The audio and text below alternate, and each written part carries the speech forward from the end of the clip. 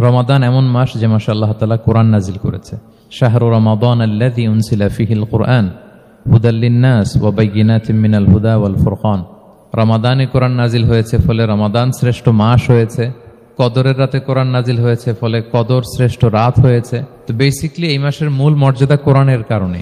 আল্লাহ রাব্বুল ইজ্জা ওয়াল জালালের দরবারে শুকরিয়া জ্ঞাপন করছি যে আল্লাহ তাআলা আমাদেরকে পবিত্র মাহে রমাদানে এসে পৌঁছার সুযোগ করে দিয়েছেন এবং আজকের ইফতার পূর্ববর্তী রমাদান অ্যান্ড কোরআন রিফ্লেকশন প্রোগ্রামে উপস্থিত হওয়ার সুযোগ করে দিয়েছেন। আমরা সবাই পড়ছি কালিমাতুশ শুকর, আলহামদুলিল্লাহ।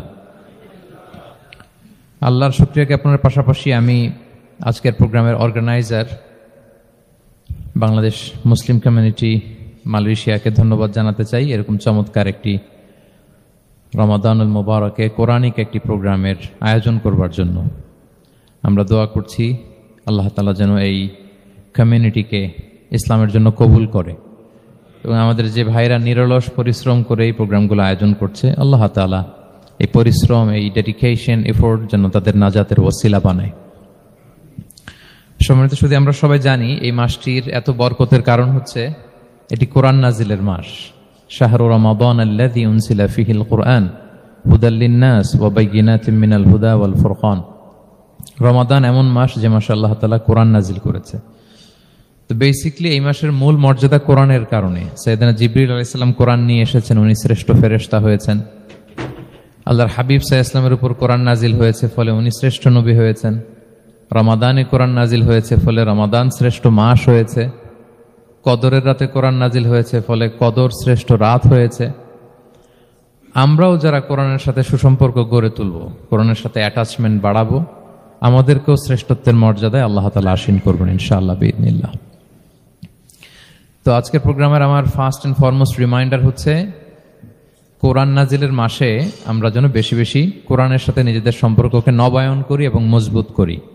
কার কিরকম কোরআনের সাথে সম্পর্ক আপনি নিজেই জানেন।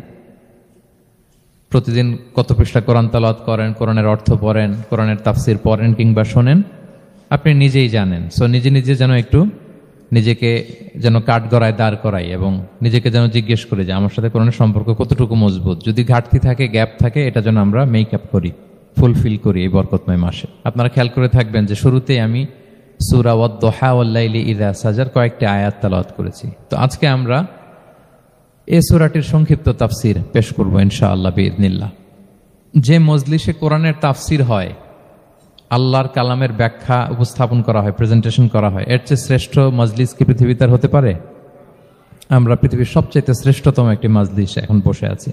প্রিয় ভাই এবং বোনেরা, আমরা সূরা দোহার তাফসির শুনবো। এই সূরাটা মুখস্থ আছে না অনেকের? কোরআনের যে সমস্ত সূরা আমাদের অনেকেরই মুখস্থ, তার মধ্যে এটা অন্যতম একটা সূরা। এবং দেখবেন যে ইমাম সাহেবরা প্রায় এই সূরা তেলাওয়াত করে। যে সমস্ত সূরা দিয়ে প্রায় নামাজ পড়া হয়, এর মধ্যে অন্যতম একটা সূরা হচ্ছে সূরাতুদ দোহা। মুআয ইবনে জাবাল রাদিয়াল্লাহু তাআলা আনহুকে আল্লাহ রাসূল সাল্লাল্লাহু আলাইহি ওয়াসাল্লাম একটা এলাকার ইমাম বানিয়ে পাঠিয়েছিলেন। ওই এলাকার মুসল্লিরা ছিলেন, লোকজন ছিলেন শ্রমজীবী, কাজ করে খেত, সারাদিন ওট দিয়ে পানি সেচ করে খেজুর গাছে পানি দিত।